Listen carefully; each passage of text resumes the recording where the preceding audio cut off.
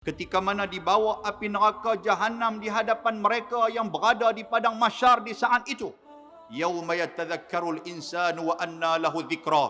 Barulah manusia, dia akan ada manusia yang berfikir, ya Allah, kalaulah atas dunia dulu kami tak buat benda-benda lara, tak buat benda-benda yang Tuhan larang, hari ini kami takkan nampak api neraka Jahannam ni. Depa nampak macam tu.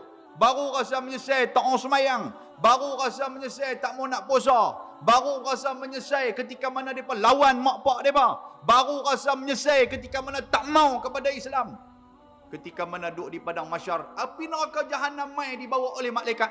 Barulah depa kata, ya Allah, teruklah kami ni, kalaulah kami dulu tak macam ni, tak macam ni, tak macam ni. Duk cerita penyesalan di saat itu tidak memberikan apa-apa makna kepada depa. Boleh faham tuan sekalian? Lepas tu pula dia berkata, yaqulu ya laitani qaddamtu li ayati, alangkah celakanya kami apa yang telah kami buat dulu ni. Kalaulah dulu atas dunia dulu kami tak pernah meninggalkan semayang. Kalaulah atas dunia dulu kami selalu tolong orang. Kalaulah atas dunia dulu kami makan makanan yang halal. Kalaulah atas dunia ni kami tak buat benda-benda yang haram, makan makanan yang haram, pada hari ini kami tidak akan celaka. Itulah penyesalan yang disebut dalam suratil Fajr.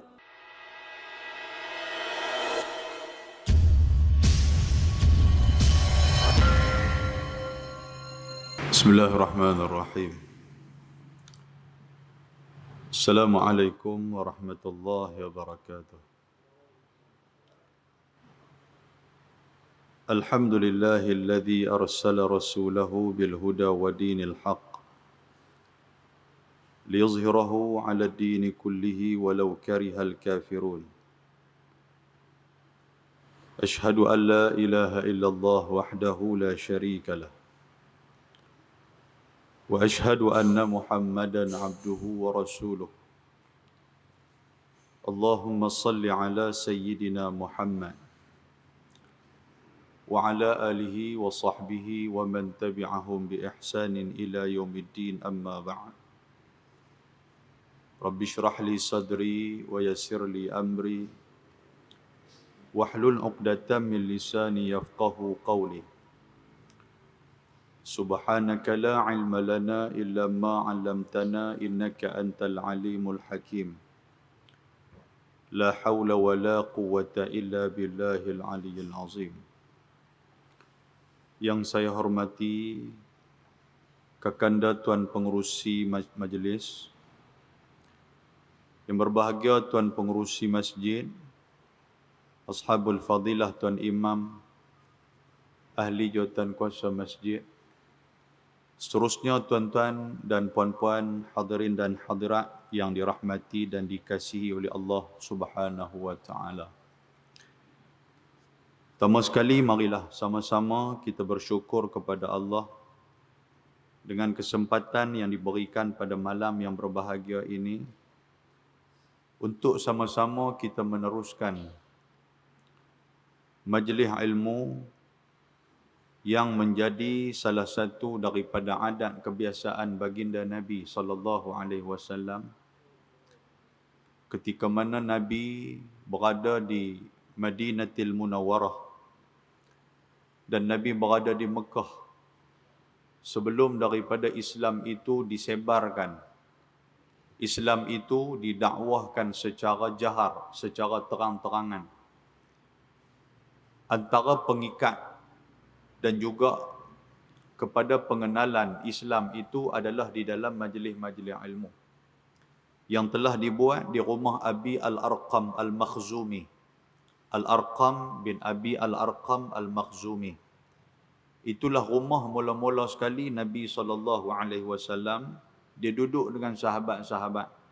Yang waktu tu sahabat yang masuk dalam Islam ini adalah sahabat-sahabat yang belum lagi mempunyai kekuatan untuk menonjolkan Islam mereka.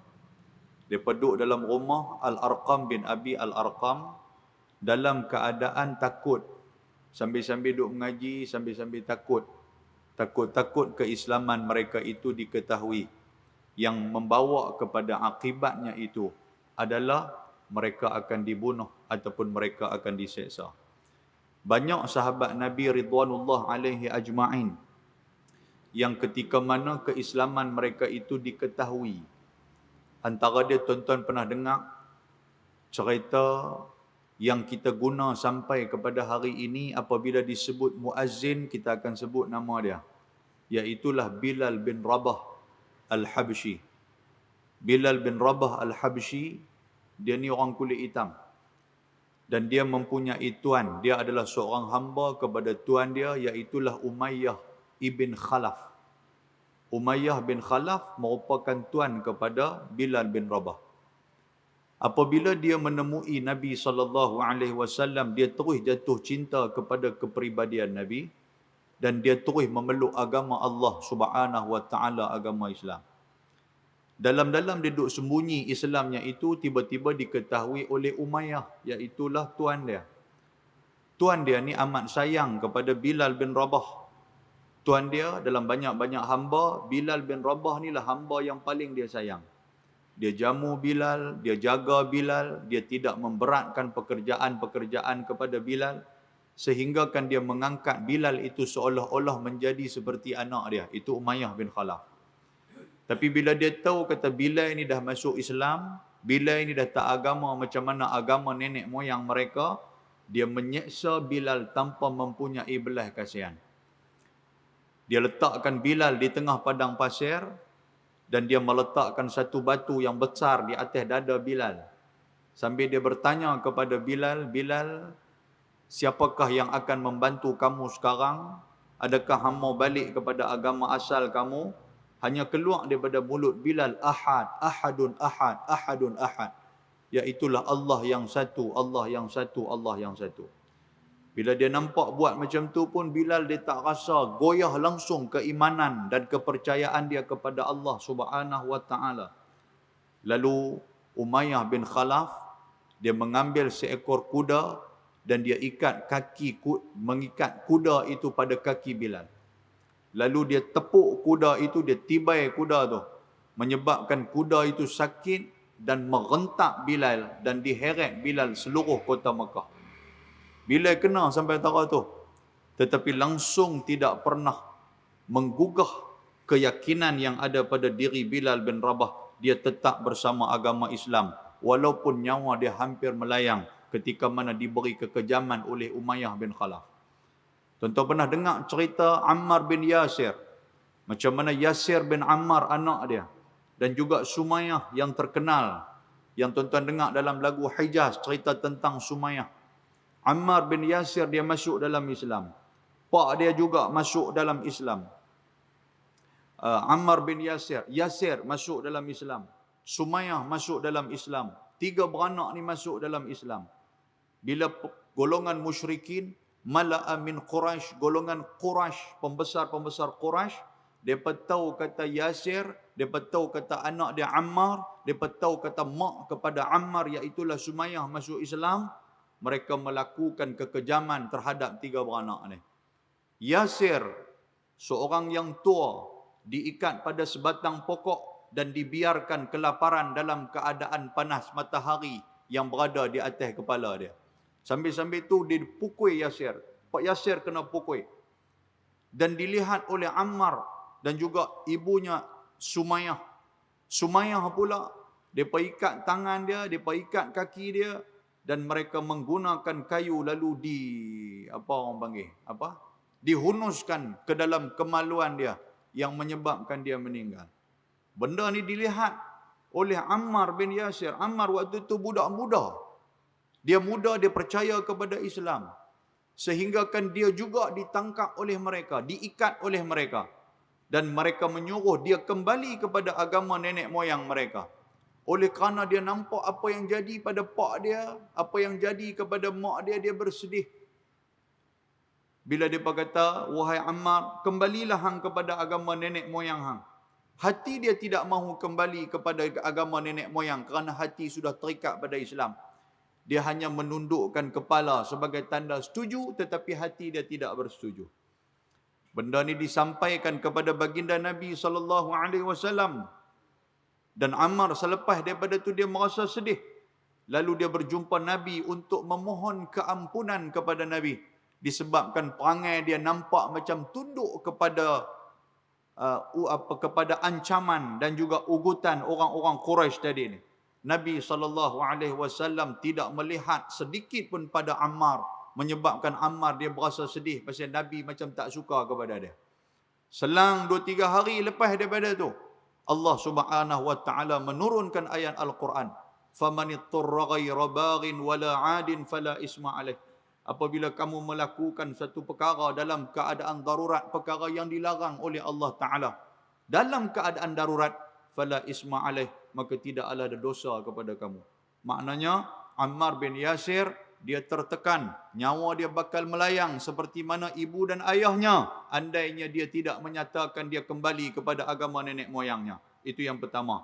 Maka dia tunduk kepala dalam keadaan terpaksa. Bila terpaksa, agama dia tidak tergadai. Tetapi apabila dia tunduk, hanyalah luaran saja tunduk, tetapi batin dia tetap berpegang teguh kepada agama Allah Subhanahu wa taala, menyebabkan Allah Taala meraihkan apa yang terjadi kepada Ammar bin Yasir. Tuan-tuan tengok, inilah di antara ujian-ujian yang dialami oleh sahabat-sahabat ketika mana Islamnya, ketika mana mereka masuk ke dalam Islam. Tetapi perkara itu tidak pernah langsung melunturkan semangat mereka untuk meneruskan pengajian-pengajian bersama dengan baginda Nabi SAW. Bilal bin Rabah, walaupun diseksa, Bilal bin Rabah dia tetap belajar sehinggakan Nabi mengangkat dia menjadi seorang manusia yang agung yang dikenali sebagai muazzinur Rasul SAW. Nak jadi muazzin Nabi ni bukan mudah, tuan-tuan sekalian. Bukan mudah sebab gelaran tu bukan main daripada manusia biasa. Tetapi gelaran itu adalah datang daripada Allah Subhanahu wa taala. Oleh itu tuan-tuan sekalian, teruskanlah berada dalam majlis ilmu kerana ini adalah satu majlis yang amat dicintai dan disenangi oleh baginda Nabi sallallahu alaihi wasallam. Sebagai mengenang Maulidur Rasul pada malam ni tuan-tuan, sudah pastilah seperti mana yang telah disebutkan oleh pensyair Arab, "Lau kana hubbuka siddiqan la ata'tahu, innal muhibba liman yuhibbul muti'." Yang tu syair Arab. Apa syair tu kata? Lau kana hubbuka siddiqan, kalaulah betul cinta dan kasih kamu kepada seseorang itu adalah cinta yang benar. Tuan-tuan sayang kat Nabi tak? Sayang kat Nabi betul ke sayang kat Nabi? Itu soalan dia. Kalau sayang kat Nabi, pensyair Arab ni kata apa? Lau kana hubbuka siddiqan. Siddiq makna dia betul. Kalaulah betul kamu sayang kepada seseorang itu, yang pertama sekali, la ata'tahu, nescaya kamu akan mengikuti dan juga mentaati orang yang kamu sayang. Tuan-tuan sayang kat Nabi, kita ikut Nabi. Tuan-tuan sayang kat Nabi, taat kepada Nabi. Sudah pastilah menunjukkan sayang kita itu adalah benar. Sebab dia kata apa? Innal muhibba liman yuhibbul muti'. Sesungguhnya orang yang berada dalam keadaan dicintai ataupun orang yang berada dalam keadaan bercinta itu, liman yuhibbul muti', kepada orang yang dia sayang, dia akan menjadi muti'. Muti' ni makna apa? Iaitulah sentiasa taat sepanjang masa. Kita sayang kat Nabi, betul cinta kita kepada Nabi, sudah pastilah kita akan menjadi orang yang mentaati apa yang dibawa dan apa yang disuruh oleh baginda Ar-Rasul sallallahu alaihi wa alihi wasallam. Allah Taala berfirman dalam Al-Quran, "Wama atakumur rasulu fakhuzuhu wama nahakum anhu fantahu." Apabila perkara yang dibawa oleh Rasul kamu, apabila benda yang diajarkan oleh Rasul kamu, fakhudhuhu, nescaya kamu kena ambil dan kamu amalkan. Wa ma nahakum anhu fantahu, apabila Rasul kamu melarang, Rasul kamu mengharamkan, Rasul kamu tak bagi buat, fantahu, hendaklah kamu cegah dan kamu jangan buat. Ini arahan siapa? Arahan daripada Allah Azza wa Jalla, arahan daripada Allah Subhanahu wa taala. Tuan-tuan yang dirahmati Allah Subhanahu wa taala, sayangnya Nabi kepada umat dia, antara perkara yang menunjukkan Nabi sayang kepada kita adalah Nabi tidak rela dan tidak reda walaupun ada seorang umat dia berada di dalam api neraka Allah Subhanahu wa taala. Pasal apa tuan-tuan sekalian? Pasal Nabi pernah ditunjukkan bagaimana dahsyatnya api neraka, bagaimana hebatnya api neraka, bagaimana ngerinya api neraka itu ketika mana dalam peristiwa Isra wal Mi'raj. Isra wal Mi'raj adalah satu peristiwa yang telah menunjukkan oleh Allah Subhanahu wa taala kepada Nabi sallallahu alaihi wasallam tentang api neraka, tentang penghuni neraka, tentang syurga, tentang penghuni syurga, dan dahsyatnya yang dikatakan api neraka Allah Subhanahu wa taala. Jadi tuan-tuan, malam ni dengan kesempatan yang ada, saya ingin cuba ceritakan kepada tuan-tuan sekalian, kita ambillah sama-sama sayang kepada Nabi, kita ambil mutiara-mutiara hikmah, larangan ataupun pesanan daripada Nabi sallallahu alaihi wasallam untuk membebaskan kita daripada api neraka Allah Subhanahu wa taala. Tuan-tuan setuju ke tak? Lagu tak apa setuju ya. Kan? Kira nak terjun masuk api neraka ke? Malam ni saya nak cerita tentang benda-benda yang akan membebaskan, yang akan melepaskan kita daripada api neraka. Kita duk minta nak masuk syurga, tapi kita tak pernah minta ke Allah Taala pun untuk dijauhkan daripada api neraka. Tidak tuan sekalian. Tadi dalam doa tadi tu imam pun ada sebut, Allahumma ahyina bil iman. Ya Allah, hidupkan kami dalam keadaan penuh keimanan. Wa amitna bil iman, dan matikan kami dalam keadaan iman. Wahsyurna bil iman, dan himpunkan kami ketika mana yaumul qiyamah bersama-sama dengan orang yang beriman. Wa adkhilnal jannata ma'al iman, dan masukkan kami ke dalam syurga bersama dengan iman. Kan kita minta itu. Kita duk minta masuk dalam syurga, masuk dalam syurga, masuk dalam syurga. Tetapi kita jarang sangat minta untuk dilepaskan Allah Ta'ala daripada api neraka. Selalu doa yang menjadi sayyidud doa, yang menjadi penghulu kepada doa. Yang ni jangan tinggal tuan-tuan. Syekh Abdul Samad Al-Falimbani di dalam kitab dia Hidayatus Salikin dan juga Sayrus Salikin, dia menyatakan di antara doa yang mustajab, doa yang terbaik adalah doa yang ada di dalamnya itu sayyidud doa. Apa dia sayyidud doa? Apa dia penghulu kepada doa? Iaitulah Rabbana atina fid dunya hasanah wa fil akhirati hasanah wa qina azabannar. Itulah sayyidud doa. Kalau kita duk baca doa, tiba-tiba doa tu tak ada, maknanya doa tu kurang sikit. Dia cerita dia macam tu. Dalam banyak-banyak doa lain kita tak baca. Kita baca doa tu aja. Doa tu terbaik. Boleh faham tuan sekalian? Bacalah doa tu banyak-banyak di mana sahaja kita berada. Rabbana atina fid dunya hasanah. Ya Allah, kurniakan kepada kami atas dunia ni kebaikan. Wa fil akhirati hasanah. Akhirat nanti juga kebaikan. Wa qina azabannar, iaitu lepaskanlah kami daripada api neraka Allah Subhanahu wa taala. Sedang tak sedang, sebenarnya kita memang duk baca pun untuk nak lepas daripada api neraka. Tapi kadang-kadang kita tidak memahami apa yang dibacakan oleh imam. Sebab itu tuan-tuan sekalian, zaman lah ni, zaman alaf baru lah ni, zaman new normal lah ni tuan-tuan sekalian, kita kena tanya juga, Tok Imam baca doa apa? Tok Imam duk baca doa panjang sangat, habis lagi tarik tangan dia, tadi hak panjang baca doa apa? Tak tahu aku mengapai lah. Nanya.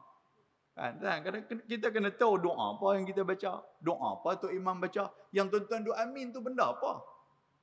Nampak tak? Kan kita amin tu, apa makna amin? Amin. Ya Allah, mustajabkanlah. Itu makna dia. Tok Imam baca, Allahumma ahyina bil iman. Amin. Kalau orang tanya, yang handuk amin ni, hang amin apa? Dia tahu, tak tahu, tengok orang amin, aku amin. Karut. Marah kat kita pula. Tak, tuan sekalian. Tidakkah kita, bukanlah nak kata, bukan kata kat saya lah. Allah Ta'ala sebut dalam surah Jum'ah, Masalul ladhina hummilu at-taurata summa lam yahmiluha kamasalil himari yahmilu asfara. Orang-orang yang melakukan amalan-amalan dalam keadaan dia tidak mengetahui apa benda yang dia buat. Tuhan kata apa? Kamasalil himari yahmilu asfara. Seperti mana seekor keldai yang dia bawa banyak buku. Dia bangga kata dia bawa banyak buku. Tapi dia tak tahu dalam buku tu apa dia. Dia tak erti nak baca buku tu buku apa. Aku marah kat saya ni. Taulah kata sini sama gagah pun. Kan? Kita bawa buku. Duk tanggung buku ni. Kita duk tanggung buku betul belakang ni. Jadi bangga bawa buku. Tapi tak tahu benda apa yang kita bawa. Itulah seperti mana yang Allah Ta'ala sebut. Kamasalil himar yahmilu asfara. Seperti mana himar ataupun keldai yang dia bawa buku tapi dia tak tahu benda apa yang dia bawa. Dia berasa seronok dia bawa. Kan kita duk angkat tangan sambil duk geleng-geleng kepala. Geleng kepala tu apa dia? Sajalah dia kata. Bagi Tuhan mustajab doa tu imam mai kat aku tu. Dak Tok Imam minta apa? Aku pun tak tahu. Kata. Kan tuan sekalian. Kita minta apa tuan-tuan sekalian? Tidakkah tadi lepas daripada la ilaha illallah wahdahu la syarikalah lahul mulku wa lahul hamdu yuhyi wa yumit wa huwa ala kulli syai'in qadir. Tuan-tuan, sunnah baginda ar-Rasul sallallahu alaihi wasallam sebab Maulid Nabi ni. Sempena Maulidur Rasul kita nak tengok balik apakah amalan kita bertepatan dengan Nabi dan apakah yang Nabi suruh tu ada falsafah dia.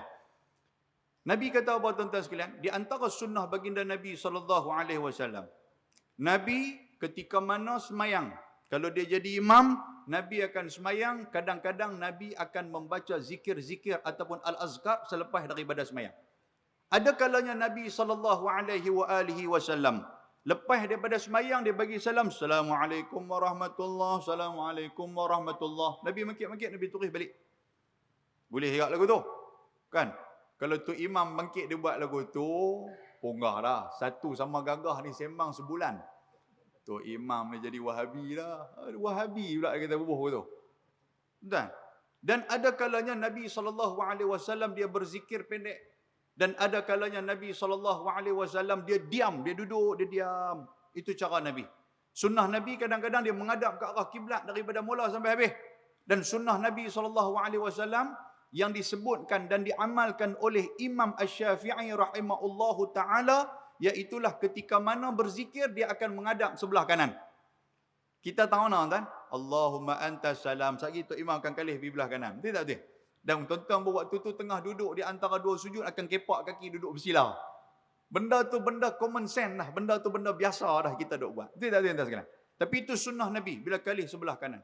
Dan sunnah Nabi SAW juga yang diamalkan oleh Imam Al-Ghazali rahimahullahu ta'ala rahmatan wasi'ah, ketika mana selepas daripada bagi salam, Nabi SAW akan terus menghadap ke arah sahabat-sahabat dia. Maknanya, Nabi akan menghadap ke arah tuan-tuan, tuan-tuan akan menghadap ke arah dia. Contoh lebih kurang macam tu lah.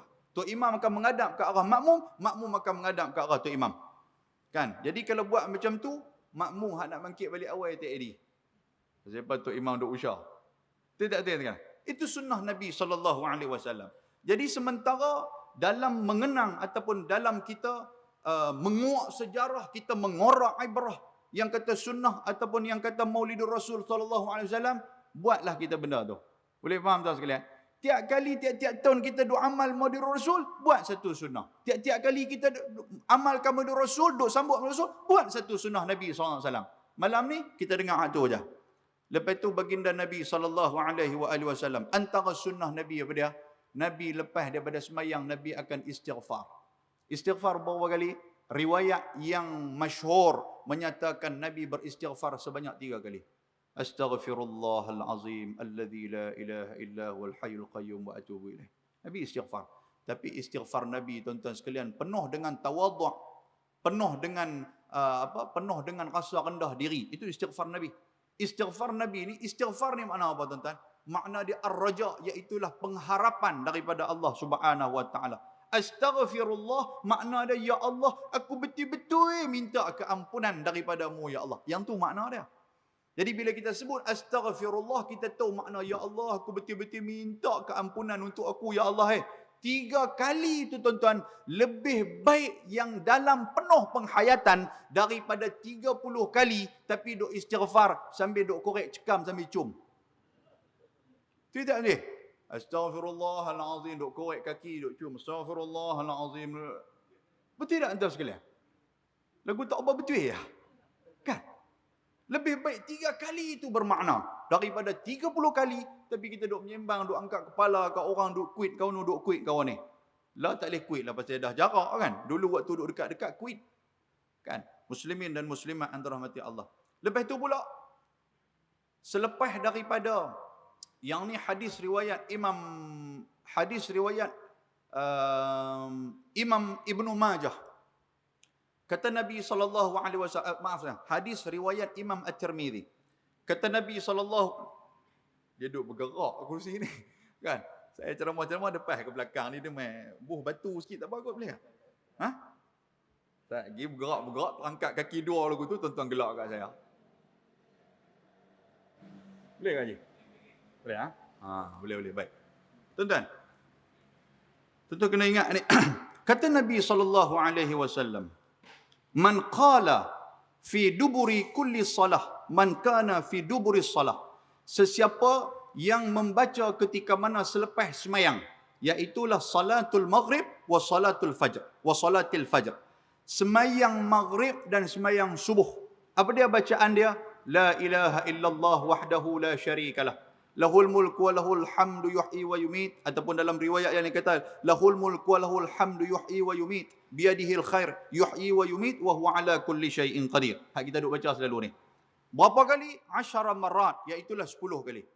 Siapa yang baca tu 10 kali, ketika mana selepas daripada istighfar, dalam keadaan lam yatakallam, dia tak bercakap dengan orang, wasanin rijlaihi. Syarat yang kedua adalah dia duduk dalam keadaan duduk seperti mana dalam semayang. Maknanya duduk seperti mana dua sujud ataupun duduk seperti mana tasyahud akhir. Ingat tuan sekalian, kita istighfar 3 kali, lepas tu kita duduk seperti mana duduk dalam sujud ataupun dalam seperti mana duduk antara dua sujud, dan juga duduk seperti tasyahud akhir. Kan, duduk tawarruk dan juga iftirash. Kita duduk macam tu.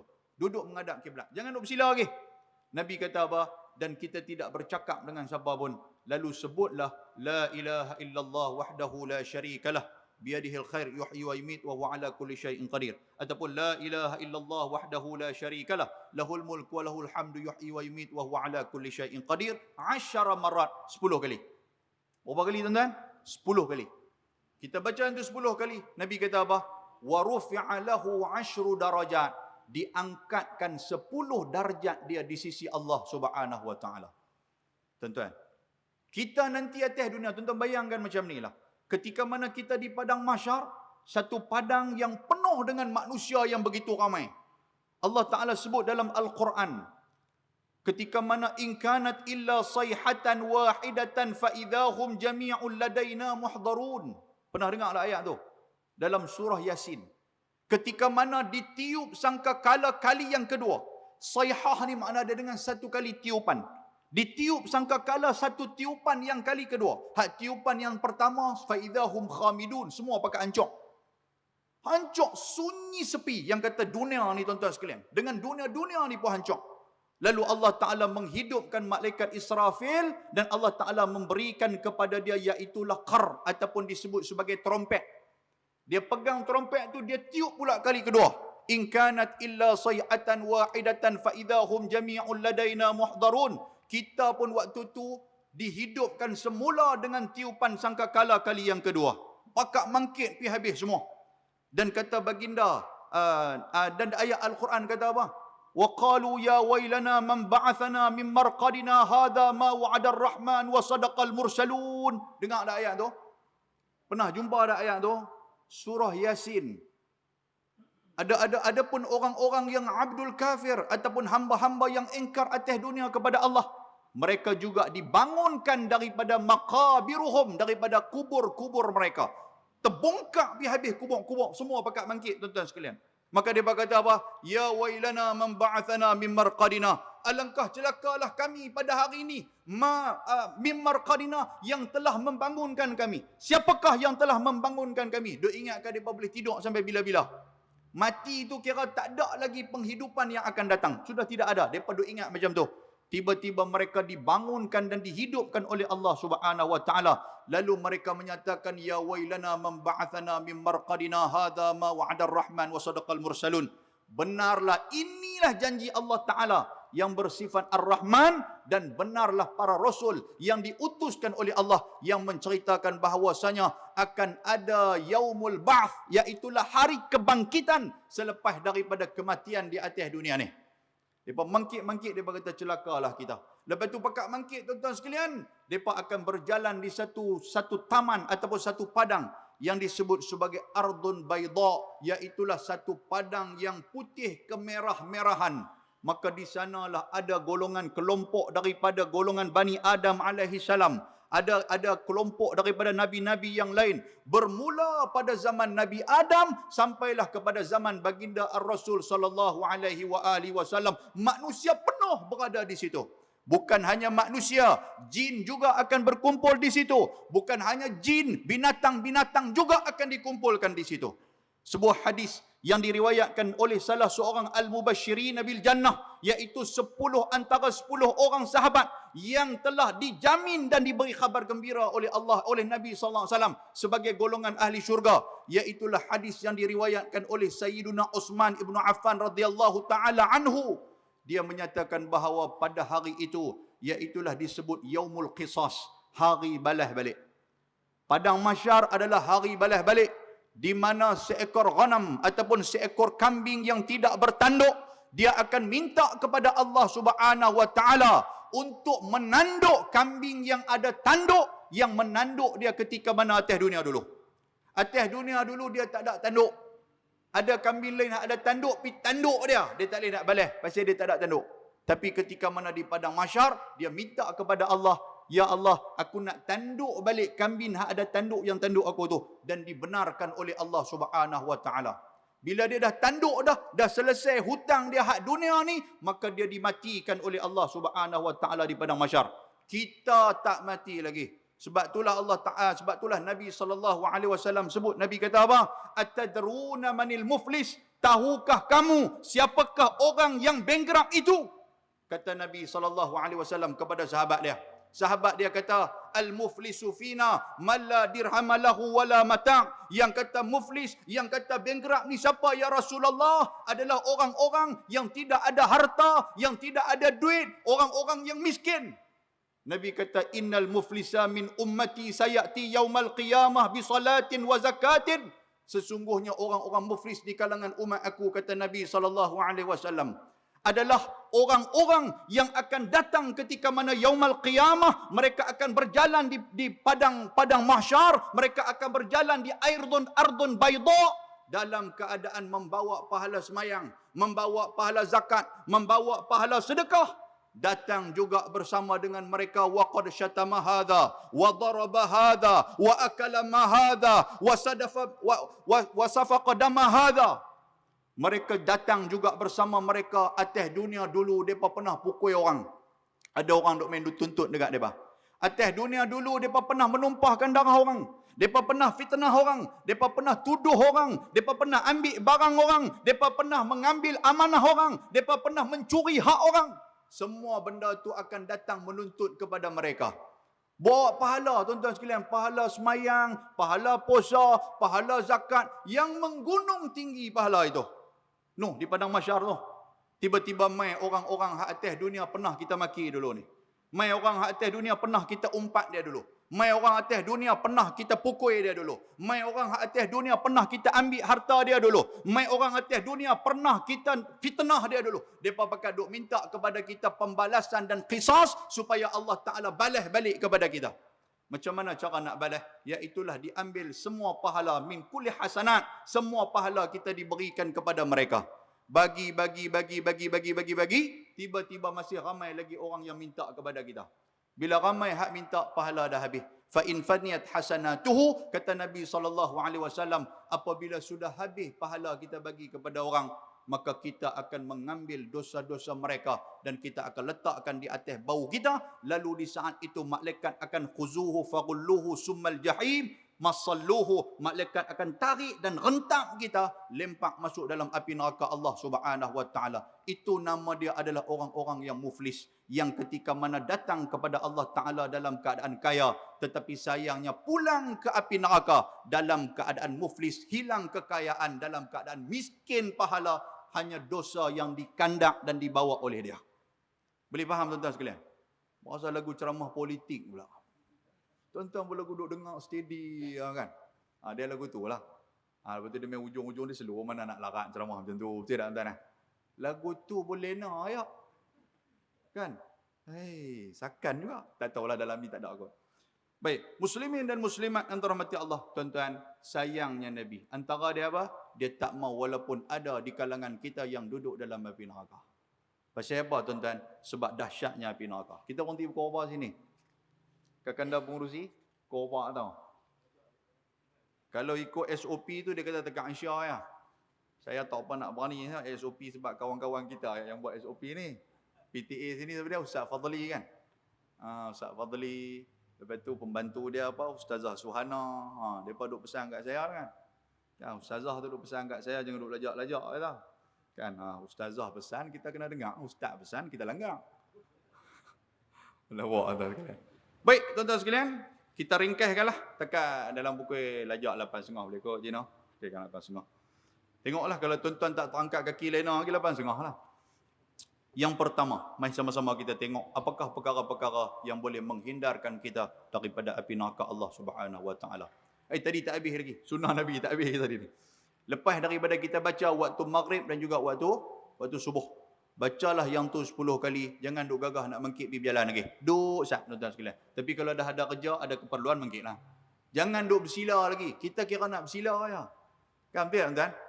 Bagi salam. Assalamualaikum warahmatullahi. Assalamualaikum warahmatullahi. Astaghfirullahalazim. Dia kepak kaki siap dah. Betul tak? Itu amalan kita. Kita ikutlah sunnah Nabi SAW. Jangan kepak kaki lagi. Duduk macam mana antara dua sujud. Sanin rijlaihi. Nabi kata apa? Kaki dia itu masih lagi dalam keadaan sanin. Dalam keadaan duduk dua-dua. Seperti mana dalam sembahyang. Baik. Apa dia akan dapat? Warufi'alahu. Akan diangkatkan 10 darajat. Iaitulah 10 darjat. Hak saya sebut di padang masyar ya tuan-tuan sekalian. Ketika mana dalam kekalutan padang masyar. Tiba-tiba Allah Subhanahu Wa Taala mendatangkan yang kata rufi'ah, iaitu diangkat kita sebab atas dunia dulu kita buat amalan ni, maka Tuhan kenal kita dan Tuhan angkat kita dan diberi naungan kepada kita. Tidakkah indah? Tuan-tuan, bacalah yang tu. 10 darjat akan diangkat di sisi kita. Lepas tu kata Nabi SAW, andainya kita baca tu 10 kali, wa muhiyat anhu 10 sayyi'at. Dan diangkat kepada kita 10 dosa. Dosa tuan sekalian. Hari ni dosa belungguk-lungguk. Bohong bini tak sangka dah. Bohong kawan. Macam-macam lah dosa kita ni tuan sekalian. Kan? Baik. Lepas tu, apa kata Nabi SAW lagi? Dan pada hari itu, kita akan dihindarkan daripada Allah Subhanahu Wa Taala min kulli makruhin wa hirzam min kulli makruhin. Nabi kata, hari itu akan dihindarkan daripada dia benda-benda yang tidak dia sukai. Kalau kita baca pagi itu, hari itu akan dihindarkan. Kita baca malam lepas maghrib, malam itu akan dihindarkan daripada benda-benda yang kita tak suka. Apa dia kita tak suka tuan sekalian? Kita tak suka sakit, betul tak betul? Tapi kalau sakit juga benda ujian lah. Kita tak suka aksiden, mana kita nak tahu? Nak lintas-lintas medan ni, duk ingatkan tak ada apa dah. Tengok-tengok, lori pasiak lalu celah tu. Mana kita nak tahu dia pun lalu. Dia belah-belah kita. Orang duk cari pas mana dia ni. Rupanya pas dalam tong sampah lah. Contoh dia lagu tu lah. Kan? Baik. Muslimin dan muslimat yang dirahmati Allah Subhanahu Wa Taala. Kemudian Nabi kata apa? Syaitan tidak ada ruang untuk nak kacau kita pada hari itu. Andainya kita baca la ilaha illallah wahdahu la syarikalah sampai habis ketika mana waktu subuh. Pada hari itu syaitan tidak ada ruang untuk nak mengganggu kita. Andainya kita baca benda tu ketika mana waktu maghrib, pada malam maghrib sampailah kepada subuh esok, syaitan tidak ada ruang untuk nak kacau kita. Boleh faham tuan sekalian? Jadi amalkanlah benda ni, habaq kepada anak-anak dara kita khususnya yang duduk di asrama-asrama tu. Kan histeria lah, apalah, kena kasut lah apa. Suruh mereka baca ni banyak-banyak. Okey? Itu di antara syarat dia. Dan kata Nabi SAW, antara sunnah Nabi, lepas daripada tu yang cerita bab api neraka ni. Dalam waktu subuh juga dan juga waktu maghrib, Nabi suruh kita baca Allahumma ajirni minan nar.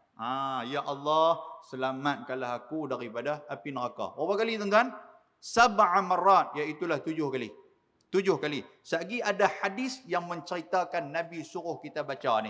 Baik, mari saya nak urai kepada tuan-tuan satu-satu apakah perkara yang akan membebaskan kita daripada api neraka Allah Subhanahu Wa Taala. Sebelum tu saya nak cerita sikit tentang sebuah hadis Nabi SAW yang diriwayatkan oleh Imam Muslim. Kata Nabi SAW, yu'ta bi jahannam yawma idzil laha 70,000 zimam ma'a kulli zimamin 70,000 malak yajurrunaha. Hadis ni riwayat Imam Muslim, hadis yang sahih. Nabi kata apa?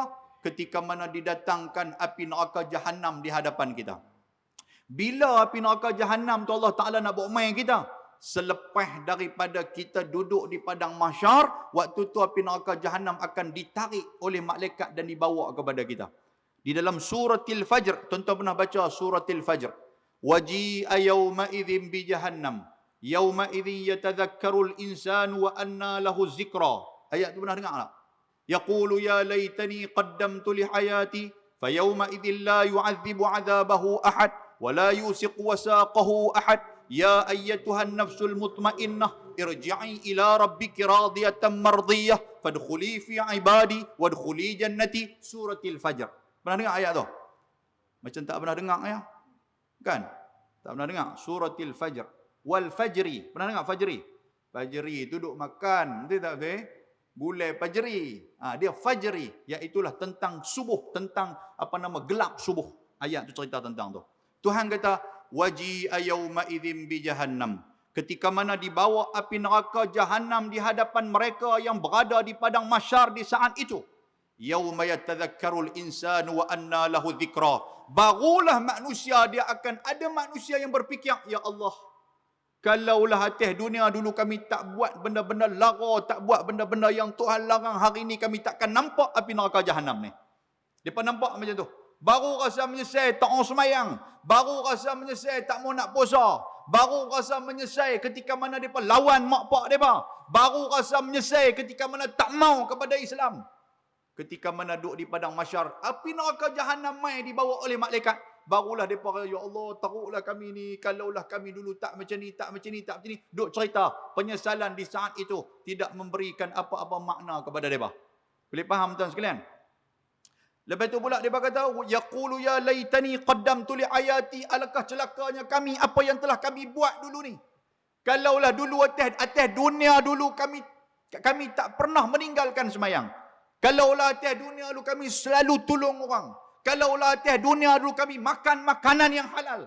Kalaulah atas dunia ni kami tak buat benda-benda yang haram, makan makanan yang haram, pada hari ini kami tidak akan celaka.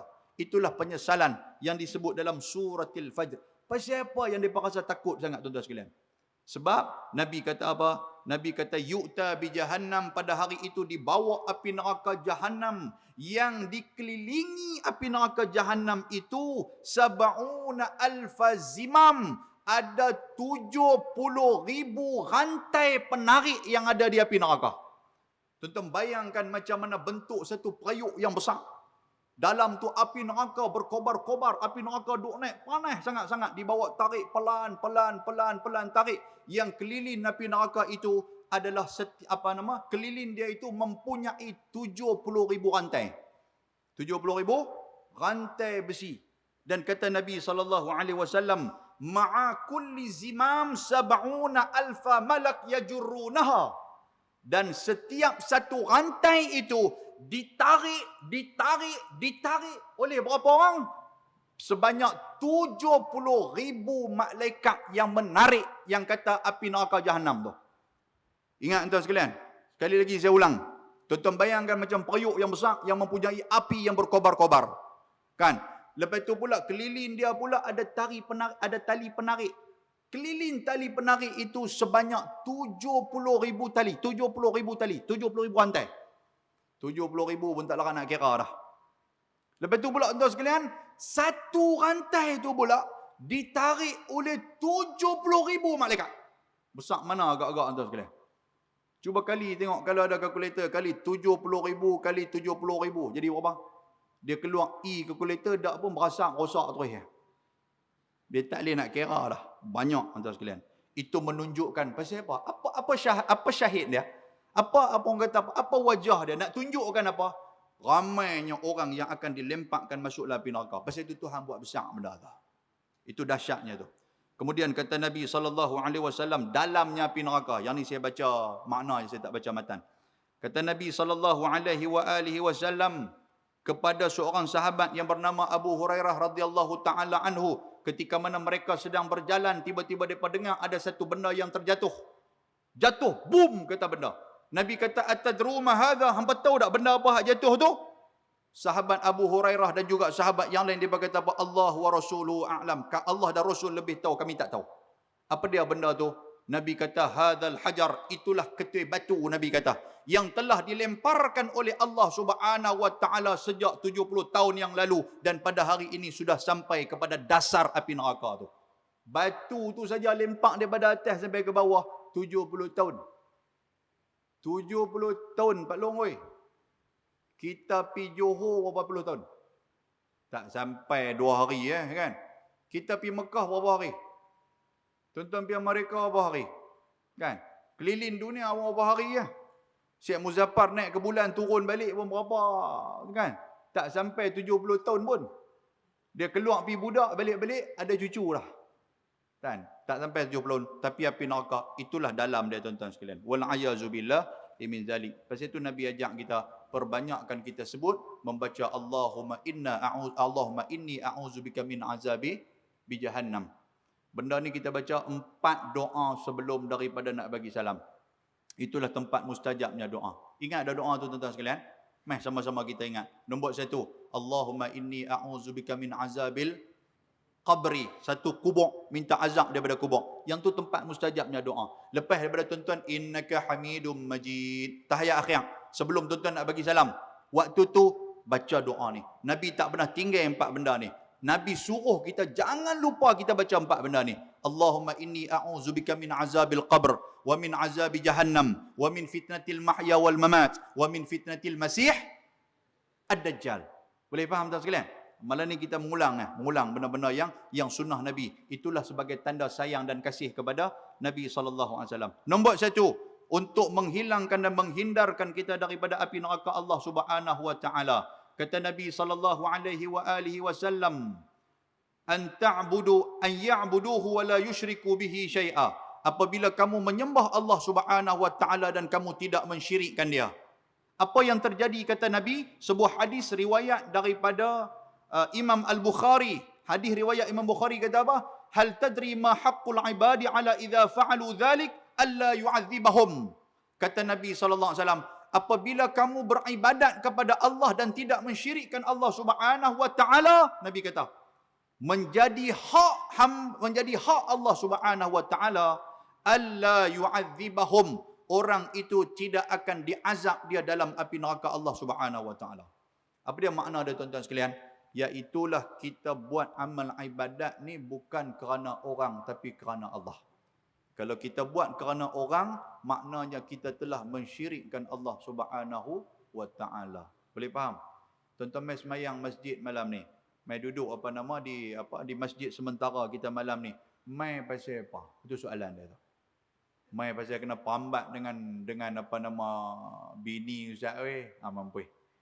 Mai pasal apa? Mai pasal nak kenuri kan, bulan 12 dekat dah, tunjuk pilah muka. Satgi orang sama gagah bukan boleh tak main masjid, depa bukan boleh pi rumah buat tahlil, depa tak pi. Oh pasal tu. Kalau pasal tu kita telah mensyirikkan Allah Subhanahu wa taala wal ayazubillah. Boleh faham tuan sekalian? Sebab tu niat mula-mula tu iaitulah mukhlishina lahuddin, ikhlas dalam beragama kepada Allah Subhanahu wa taala. Nombor 1. Benda ni payah kita nak buat. Bukan payah kita nak buat tuan-tuan sekalian, tetapi dia akan menyelamatkan kita daripada api neraka Allah Subhanahu wa taala. Nombor 1. Wa man yusyrik, barang siapa yang mensyirikkan Allah Subhanahu wa taala. Kan dalam suratil Kahfi, penghujung suratil Kahfi kita baca apa tuan-tuan sekalian? Faman kana yarju liqa'a rabbih falyamal 'amalan salihan wa la yusyrik bi'ibadati rabbih ahada. Siapa yang teringin dan harap nak jumpa Allah Subhanahu wa taala akhirat nanti, maka buatlah amal-amal yang saleh dan juga tidak mensyirikkan Allah taala dengan sesuatu pun. Maknanya kita buat segala amalan, baca Quran, semayang, bersedekah, apa dia lagi? Mangkit tahajud, kita pergi ziarah orang. Kita buat semua tu dalam keadaan tidak mempunyai niat yang lain melainkan kerana Allah Subhanahu wa taala. Boleh faham tuan-tuan sekalian? Nombor 1, ingat elok. Satgi balik maklong di rumah nak tanya. Satgi dia tanya lagi, ustaz tu lekas sangat cakap tak berhenti tu, ustaz tu tak lengah mulut lah. Oh tu, dia kata, aku tengok dia, aku berlengah mata. Kan? Dia bercakap tak berhenti, ingat derah, ingat tak tahu semangat apa tu malam ni kan. Kan semangat kawan dia tu. Saya ada sahabat tuan sekalian. Sahabat saya baru keluar daripada hospital Metro. Alhamdulillah. Malam tu duduk berdoa dekat dia. Saya pun selalu berdoa dekat dia. Alhamdulillah dia keluar baru ni. Sakit dalam perut tapi dia dah keluar lah. Kan itu sahabat. Jadi alhamdulillah lah. Doa tuan-tuan juga lah kot kan. Baik. Jadi kita pun seronok lah tu yang semangat le macam malam ni. Kan. Baik tuan-tuan, itu yang pertama. Yang kedua, untuk menyelamatkan kita daripada api neraka Allah Subhanahu wa taala, iaitulah menjaga solat kita yang 5 waktu beserta dengan syarat rukun dan kewajipannya. Apa makna dia? Sebelum daripada nak semayang, jaga yang semayang bagi elok-elok. Sebab apa?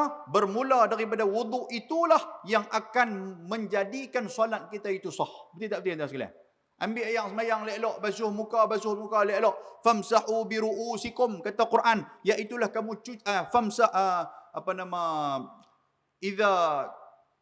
ketika mana kamu nak semayang, Quran kata faghsilu wujuhakum, maka basuhlah muka kamu. Dalam tu Allah Taala sebut faghsilu ni cuci. Maknanya kita ambil ayat semayang, bukan kita ambil ceruk. Boleh faham tuan sekalian? Ambil cuci muka. Faghsilu wujuhakum wa aydiyakum ilal marafiq, dan juga kita basuh, cuci tangan kita sampai ke siku ni lagu tu, cuci. Bukan pisua dalam pipe lagu tu, perut lagu tu mengalirkan air. Yang tu tak kena cara yang Quran ajak. Quran ajak macam mana? Kita suar tangan tu, cuci tangan kita ni sampai kepada siku. Itu cara Quran ajak. Lepas tu famsahu bi ru'usikum wa arjulakum ilal ka'bain. Ambillah ayat dan famsahu. Famsahu ni apa? Kita sapu kepala kita. Bukan ambil ayat pi katuk kepala. Hak mana macam mana kita dok buat? Tak ada ayat, pap. Tak ada ayat, pap. Yang tu salah. Boleh? Tak apa nak warna angguk pasal apa? Pasal amalan ni dok buat daripada dulu ke. Betul tak? Nabi buat macam tu. Nabi suar tangan dia dalam ayat, Nabi angkat Nabi ni. Nabi tarik ke belakang, tuan-tuan sekalian. Tarik ke belakang. Dalam mazhab kita, dia kata cukup hanya sekadar 3 rambut yang kena. Betul tak betul tuan-tuan sekalian? Mazhab kita lah, mazhab Syafi'i. Lepas tu kalau tak ada rambut lagu mana? Itu soalan dia tu. Kan? Hari tu dia duk makan Maggi cintan banyak sangat. Kan? Sampai botak kepala-kepala. Kan? Maka mazhab yang lain menyatakan separuh daripada kepala. Ada pandangan mazhab Syafi'i pula, dia kata apa? 1/4 daripada kepala. Kepala ni, tuan-tuan, hak mana kepala botak tu, ambil marker tanda buat part. Hak separuh ada 4 tu ambil belah ni separuh. Yang tu. Tetapi yang diajarkan oleh Syekh Nuruddin Marbu Al-Banjari. Dan benda ini dibuat juga almarhum Tuan Guru Ni Abdul Aziz Nikmat. Ketika mana orang tanya dia tentang nak basuh kepala. Tuan-tuan tengok Turun Ni Aziz. Dia basuh kepala macam mana? Pernah tengok tak? Dia buka serban dia tu, dia ambil ni, dia basuh semua kepala. Apa tujuan dia basuh semua kepala? Kerana kepala yang hak semua ni, mereka juga mempunyai hak untuk menjadi saksi kepada kita ketika mana yaumul qiyamah. Boleh faham tuan sekalian? Buka tu, ambil ayam, sapu kepala ni. Sapu kepala ni, biar semua. Jangan ambil sikit je, rugi. Rambut hak lain pun duk minta ayam. Kami pun nak bersaksi juga, kami pun nak kena juga rasa ayam semayang. Kerana Nabi kata, sesungguhnya dikenali umat aku ketika mana di atas padang mahsyar adalah dalam keadaan mereka itu berseri-seri dan warna mereka itu warna yang cerah disebabkan ayat semayang yang mereka ambil. Boleh faham tuan sekalian? Ni atas jambul ni ya sikit nampak putih ke tu. Kan? Tengok-tengok awak sikit, rupanya tempat lain tak kena ayat semayang. Okey, ambil yang semayang, ambil bagi elok-elok. Lepas tu semayang betul-betul. Tuan-tuan sekalian, itulah di antara perkara yang telah baginda Nabi SAW sebut dalam sebuah hadis riwayat daripada Imam Ahmad. Hadis ni hadis sahih. Nabi kata, man hafaza ala sawatil khams ala wudu'iha wa mawaqitiha wa ruku'iha wa sujudiha yara haqqan alaihi hurrima alaihi nar, hurrima al nar. Siapa yang hafaza ala khamsi salawat, yang menjaga 5 salawat dia itu, maka akan diharamkan hurrima alaihi nar, akan diharamkan dia daripada api neraka Allah Subhanahu wa taala. Jaga semayang waktu hak 5 ni bagi elok. Waktu nak angkat tangan bagi betul-betul. Jangan angkat tangan ikut dan kita. Ada angkat tangan lagu tu, ada lagu tu pada seorang anak kucing terkejut. Ada ular sawah pun ada yang Allah. Lagu tu pun ada. Kan? Apa nama orang panggil apa? Bapuk ke apa? Dah. Sami Allahu liman. Lagu ni pula. Kita duk tengok. Dia ni. Boh penampak sedih ke apa ke. Angkat tangan ambil elok. Allah. Kan macam kita duduk mengaji. Kan? Tak tang ni ke apa semua. Tu benda-benda tu dibuat oleh baginda Ar-Rasul sallallahu alaihi wasallam. Boleh faham tuan-tuan sekalian? Hak ni saya tak urai panjang lah ni. Tuan-tuan balik pergi cari sendirilah. Dalam kitab Muniyatul Musalli, dalam Qaulut Tam, lepas tu cerita apa lagi? Dalam kitab apa nama solat seperti mana Nabi SAW semua. Tuan-tuan belajar benda tu. Tengok balik apakah bacaan-bacaan kita baca betul tak betul, rokok betul tak betul, macam mana cara duduk betul tak betul. Sebab kita sayang kepada Nabi, kita nak pegang hadis Nabi, sallu kama ra'aitumuni usalli, betul tak? Nabi kata apa? Hampa semayanglah, hampa tengok macam mana aku semayang. Maknanya aku semayang macam mana, hampa semayang macam mana. Boleh faham tuan sekalian? Waktu nak rokok, Nabi tak tangan dia di atas kepala lutut dia. Berapa banyak orang hari ni waktu rokok dia pergi pegang betih kerin dia? Ada tak ada? Ada. Jenis tangan panjang ni. Dia pergi pegang betih kerin. Ada orang yang waktu rokok dia pergi pegang paha. Lepas tu dia kepak lagu tu. Nampak sahabat burung unta, tak burung unta? Tak tahu pasal apa. Kalau sakit, dimaafkan. Kalau sengaja, benda tu akan merosakkan pahala semayang dia. Malah rukun dia itu akan, rukun dia tak sempurna, semayang dia juga akan terbatal. Boleh faham tuan sekalian? Bagi salam sudah.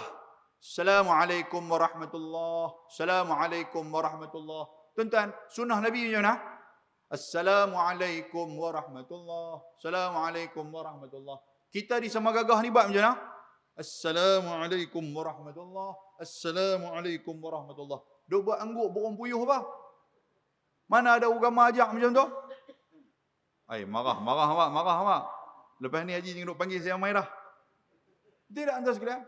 Ada pula Assalamualaikum warahmatullahi. Assalamualaikum lagu tu pula. Lagu duk buat kepala tengkuk spring patah pula. Kan? Itu sunnah Nabi, mengaji bagi elok-elok. Nah, tuan-tuan sekalian nah. Sebab tu Nabi suka duduk dalam majlis ilmu. Okey, yang tu yang keberapa? Yang kedua. Yang ketiga, di antara perkara yang akan melepaskan kita daripada api neraka Allah Subhanahu wa taala, iaitulah berbakti kepada dua ibu bapa kita. Boleh faham tuan sekalian nah? Mana ada mak dan ayah lagi, hargailah. Sebab benda ni kurniaan Allah Taala. Tak semua orang yang ada mak dan ayah, bila dia dah main mengaji, duduk di masjid, barulah dia berasa, Allah, aku dengar kata berbakti kat ibu dan ayah aku ni tak dan. Waktu mak dan ayah aku meninggal, waktu tu dulu aku ni tak fikir sangat. Meninggal biar apilah, hidup pun tak apa, tak hidup pun tak apa. Lah ni bila dah mengaji barulah teringat. Betul tak tuan sekalian? Bila dah nampak masjid dah, tiba-tiba ustaz duk baca pula hadis Nabi, duk abang pula. Nabi kata apa? Raghima anfu summa raghima anfu summa raghima anf. Qila man ya Rasulullah, man adraka abawaihi 'indal kibar ahaduhuma aw kilaihima falam yadkhulil jannah. Nabi kata celakalah. Nabi kata 3 kali. Sahabat Nabi tanya, siapa dia Rasulullah yang celaka tu? Orang yang ada dua ibu bapa, tapi sayangnya ibu bapa tidak menjadi pintu syurga dan tidak menjadi pintu halangan api neraka kepada dia, maka dia adalah orang yang celaka. Tuan-tuan, ibu bapa kita itulah syurga, itulah neraka. Kalau taat dekat dia, syurga menjadi milik kita, dijauhkan api neraka. Tapi kalau tak taat kepada dia, maka dimasukkan kita ke dalam api neraka Allah Subhanahu wa taala. Boleh faham tuan sekalian? Sementara ada, ustaz, kami dah tak ada ustaz, macam mana ustaz? Baik tuan-tuan sekalian, benda ni pernah orang tanya kepada Nabi SAW.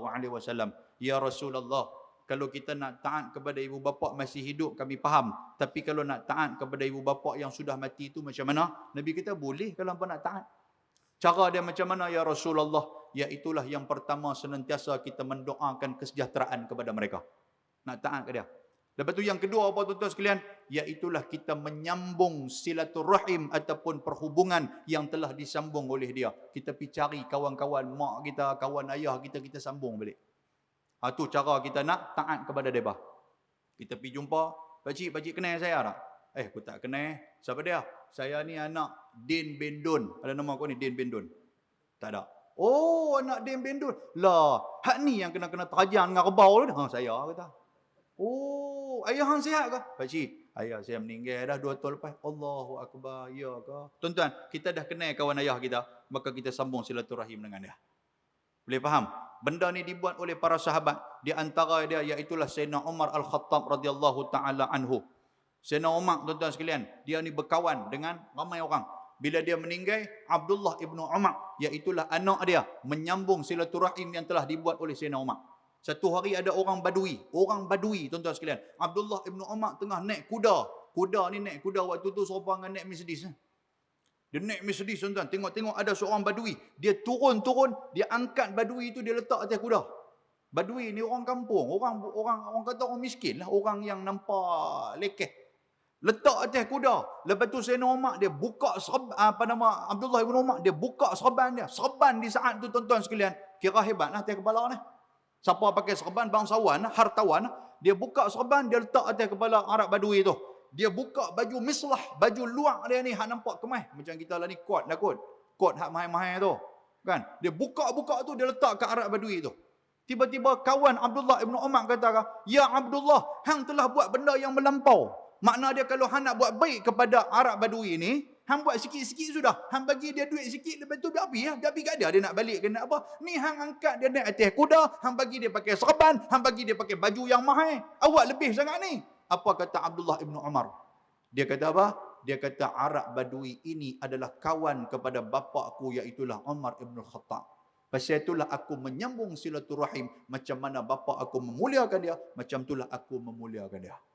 Itu sebagai taat kepada mak ayah kita. Lepas tu apa pula tuan-tuan sekalian? Taat kepada mak ayah kita ketika mana dia sudah meninggal, iaitulah kita melaksanakan segala janji, segala nazar, segala yang dihajati oleh dia ketika mana dia hidup dulu. Boleh faham tuan sekalian? Wakaf dia apa semua tu. Kan, dia wakaf kat masjid sama garah. Ada ke orang wakaf? Saya tak berani nak sebut. Sebut saya kenal betul sekali dia kata, ada siapa pergi abang kat ustaz pula. Kan? Lah ni orang duk wakaf. Nah, ni untuk masjid, wakaf. Orang tua dulu, dia wakaf untuk masjid, dia tak abang apa, dia tak ada hitam putih apa, dia wakaf lah. Betul tak betul? Jadi mai kepada anak-anak apa semua ni, bila dah besar apa semua, anak dah cerdik sikit dah, orang abang kata ni, tanah ni ayah hang wakaf kat masjid. Oh ya ke? Lueh ke no? Dia kata lueh dah. Tak apa, panggil jurukuk mai kira-kira tuan sekalian, 6 juta harga hak pak kita wakaf kat masjid. Tak tenganga mulut, keluar lidah, bunyi mata duk pusing. Jadi serupa demas, tahu demas? Cerita hak hijau tu. Dia buka-buka mulut, lidah keluar ting tong, serupa dengan apa? Serupa dengan jam 12 hak keluar ke mak katun tu. Lagu tu punya duk pusing. Dia kata, "Haji, betul ke ayah saya wakaf ni?" Dia mula jadi lagu tu dah. Betul pak hang wakaf sebelum nak meninggal? Dak waktu tu ada saksi tak? Tak lah aku dengan pak hang ya. Betul ke Haji? Kalau ada mesti ada hitam putih. Lepas tu ambil kat dia tanah tu. Tuan sekalian. Sedang-sedang kemah ni dia pergi letak tu tengah jalan.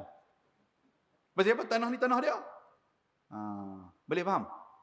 Lagu ada ya kes ni. Tak ada aku dah. Tak ada. Tempat lain. Tuan-tuan, yang tu kita tekuk tu. Maknanya dia tidak taat kepada ibu bapa dia. Lajak lah no. Yang keempat menjaga salat sunnah 4 rakaat qabla zuhri wa ba'da zuhri. Iaitulah kita buat semayang sunat 4 rakaat sebelum semayang zuhur dan juga selepas semayang zuhur buat 4 rakaat. Macam mana cara dia? Buat masna, buat 2 rakaat pun boleh, ataupun kita buat 4 rakaat terus, lepas tu buat zuhur 4 rakaat, lepas tu buat ba'diyah dia itu adalah 4 rakaat. Kan? Jangan duk buat tiap-tiap hari. Buat tiap-tiap hari lagi mati gitu ya. Buatlah selang seminggu sekali. Lepas tu lama-lama 2 hari sekali. Lama-lama 1 hari sekali. Lagu tu lah. Kan? Tak pun buat sebulan sekali. Lepas tu seminggu sekali. Lepas tu 2 hari sekali. Jangan buat terus direct. Maknanya esok dah buat dah. Dia buat sebulan tuan-tuan sekalian. Jadi gila terus. Dia tak?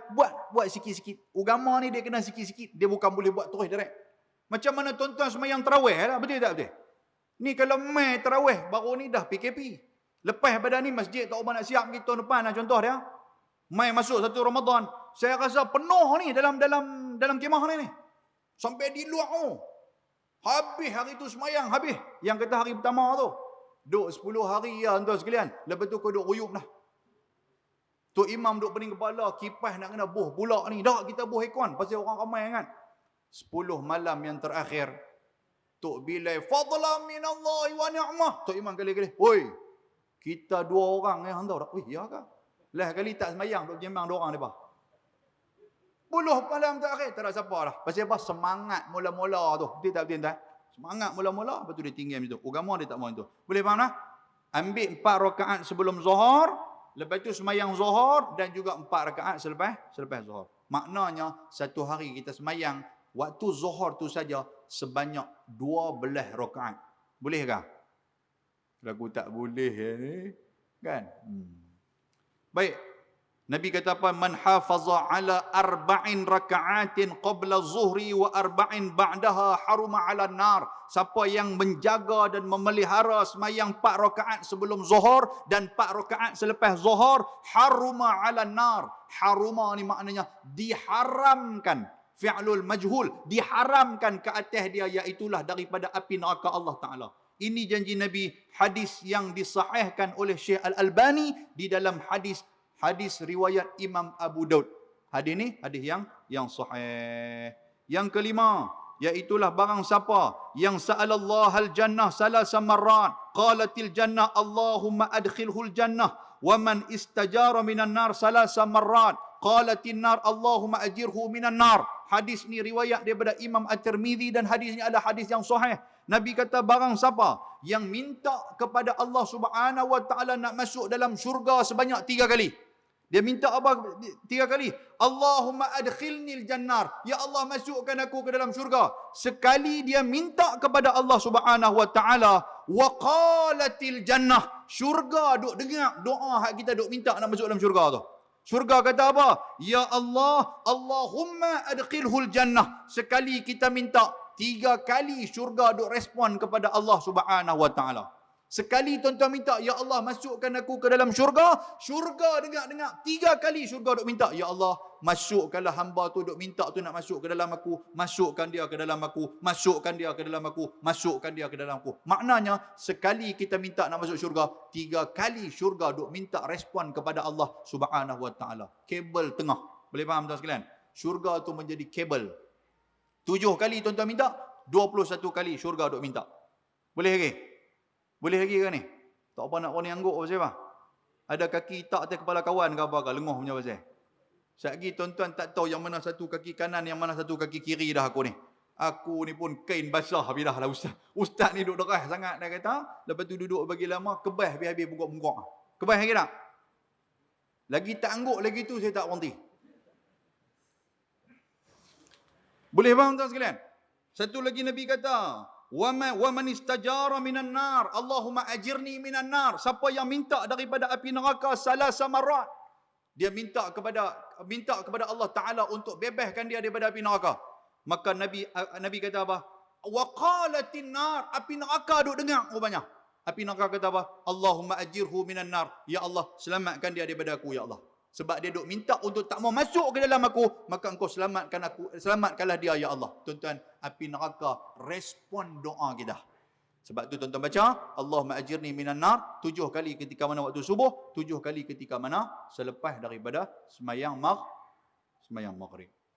Lepas itu pula yang keenam, orang yang akan dimasukkan ke dalam syurga, kata Nabi SAW, orang yang akan dilepaskan daripada api neraka ataupun dihindarkan daripada api neraka. Nabi kata, ala ukhbirukum biman yahrumu ala nar. Hamba mau dah aku habang ke hamba, Nabi kata, orang-orang yang akan diharamkan jasad mereka dalam api neraka. Sahabat Nabi kata, bala ya Rasulullah. Nabi kata, kulli qaribin hayyinin sahlin. Ada 3 sifat yang perlu kita ada kat diri kita. Yang pertama, qarib, iaitulah kita berkawan baik dengan orang. Dengan orang jangan duk bergaduh. Boleh faham tuan sekalian? Kalau duduk kawan baik dengan orang, jumpa, Pak Abang, sihat ke Allah? Aku doakan hang semoga menjadi ahli syurga. Kawan baik, qarib. Ni Pak Abang, lah ada lagi no, hak ni api neraka hak dia. Boleh faham tuan sekalian? Lah hidup lagi hang no. Oh ayat tu. Kalau qarib, dia takkan cari jalan untuk nak bergaduh. Tuan-tuan, kita di Malaysia ni unit, betul tak betul? Dulu kawan, hari ni lawan. Dulu lawan, hari ni kawan. Betul tak? Soal politik lah cerita dia tu. Hak mana politik, hak nak bergaduh tu terus sembang lah. Kan, mai duduk lu, Allah, aku tahulah hang pangkah orang lain pun. Jangan. Nak mai duduk. Jangan duduk sembang macam tu. Boleh faham tak sekalian? Allah, baru ada jawatan sikit tak mau. Jangan. Biar pergi kat dia lah, ada jawatan ke apa ke. Benda yang boleh memecah belahkan kita, jangan. Wala tafarraqu. Kan Quran kata macam tu, jangan kamu pecah belah. Orang yang dijaga tak mau bagi pecah belah, dia akan menjadi orang yang dilepaskan daripada Allah Ta'ala, daripada api neraka. Dengar, satu, qarib. Yang kedua, hayyin. Hayyin ni apa tuan-tuan sekalian? Orang yang apa nama, yang selalu memudahkan orang. Hayyin ni makna dia memudahkan orang. Kan kita baca dalam semayang, Allahumma hawwin alaina fi sakaratil maut. Ya Allah, permudahkan ke atas kami sakaratil maut. Maknanya kita memudahkan orang. Jangan bagi susah kat orang. Boleh faham tuan sekalian? Contoh dia macam masjid ni. Kan kita nak masuk dalam masjid sekarang ni kena pakai mask, kena pakai kain sejadah. Tiba-tiba ada sahabat kita, dia kata, Haji, saya nak semayang, boleh tak Haji? Boleh. Tapi saya tak ada emas, tak ada. Tak ada masalah apa. Ke masjid menyediakan. Anda nampak tak? Masjid menyediakan. Tapi dengan syarat, boh dan tabung masjid. Contoh lagu tu lah. Kan? Tak ada masalah. Kita memudahkan orang. Boleh faham tuan? Jangan bagi susah orang. Tambah tuan-tuan yang jadi bos-bos besar ni. Betul tak? Di Sama Gagah ni pun kita bos besar ramai ni. Jadi hak jadi buah-buah besar, jangan menyusahkan anak buah. Boleh faham tuan sekalian? Sebab kalau menyusahkan, maknanya dia tak masuk dalam golongan ni. Yang ketiga, sahlin. Golongan yang mempermudahkan dan golongan yang lembut dengan orang. Sembang lembut dengan orang. Apa abang? Bukan sembang sopa dengan kaki lembut. Apa abang? Lagu tu tak. Yang tu nama dia, orang kata apa? Apa dia panggil? Tahu bahasa Penang dia tahu apa? Jebong. Tentu jebong. Geng-geng muda mana nak tahu jebong? Geng-geng tua tahu jebong? Geng-geng tua bukan kaki jebong. Melawak. Tuan-tuan, tiga ni. Boleh faham tak? Qaribin, hayyinin, wasahlin. Yang ketujuh, yang ke-7, 8, 9, 10. Yang ni saya cerita mungkin 36 tahun yang akan datang saya main lagi pula. Kita sambung balik. Tak lah. Lambat lah tuan sekalian. Boleh lah? Lambat lah lagi orang marah kat saya apa semua. Okey. Boleh kot Haji noh? Boleh lah. Kakak dah. Boleh lah. Noh? Boleh. Boleh tuan-tuan? Tak apa nak angguk ya pasal apa? Hak duk angguk dalam gelap tu yang angguk pasal nyamuk dah ketik nak lari keluar tak boleh lagi. Cukup lah. Nanti kita sembang lain. Tengoklah modul Rasul bila-bila kita main pula. Kita sambung ni. Boleh lah? Baik. Saya mohon maaf kepada tuan-tuan sekalian. Sebab saya pun sajalah nak ligan orang kata apa. Nak bagi cepat tu yang cakap banyak tu. Kalau cakap slow, saya rasa pukul 9.30 tak habis lagi. Kita kalau cakap cepat pun tak habis tuan sekalian. Jadi mohon maaf lah. Mohon maaf kepada tuan-tuan yang tak dapat nak tidur pada malam ni. Pasal deras sangat. Saya mohon maaf banyak-banyak. Kan balik pergi tidur di rumah lagi. Okey. Aqulu qawli hadha wa astaghfirullahal azim. Assalamualaikum warahmatullahi wabarakatuh. Bismillahirrahmanirrahim. Alhamdulillah salatu wassalamu ala Rasulillah wa ala alihi wa sahbihi wa man tabi'ahu wa nasarahu wa walah. Allahumma faqihna fid din wa 'allimna at-ta'wil wa hdina as-siratal mustaqim. Rabbana atina fid dunya hasanah wa fil akhirati hasanatan wa qina 'adzaban nar. Wa sallallahu wa sallama alaihi walhamdulillahi rabbil alamin. Taqabbalallahu minkum.